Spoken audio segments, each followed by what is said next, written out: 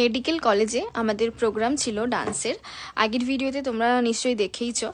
তো ওখানে পৌঁছে আমরা ফার্স্টে রেডি হয়ে নিয়েছি, বিকজ যদি কখনো আমাদেরকে ডেকে নেয় তো আমরা সবাই যাতে রেডি থাকি। জানতাম আমাদের নাচ অনেক লেটে, তবু আমরা রেডি হয়েছিলাম যাতে কখনো যদি আগে হয়েও যায় বাই চান্স, তো যাতে কেউ এরকম না থাকে যে আমরা প্রিপেয়ার্ড নই, তো এরকম যাতে প্রবলেম না হয়, তাই আমরা সবাই গিয়ে আগে আগে তাড়াতাড়ি করে আর কি রেডি হয়ে নিয়েছিলাম। তো ওপরে নাচ হচ্ছে আর নিচে ওদের নাচ কেউ দেখছে না, সবাই নিজে নাচতে ব্যস্ত। আর এইটা হচ্ছে যে দাদাটা আমাদের নাচ তুলিয়েছে, তাদের আরেকটা গ্রুপের ডান্স হচ্ছিল এখানে। তারপরে কিছু গান হলো, কবিতা আবৃত্তি কিছু এরকম সামথিংও হলো। তারপরেই চলে আসলো আমাদের নাচের পালা, যেটার জন্য আমরা ওখানে ওয়েট করে বসেছিলাম অনেকক্ষণ। আমরা বাড়ি থেকে এখান থেকে বেরিয়েছি 11:30, পৌঁছে গেছি 12:30টার কাছাকাছি।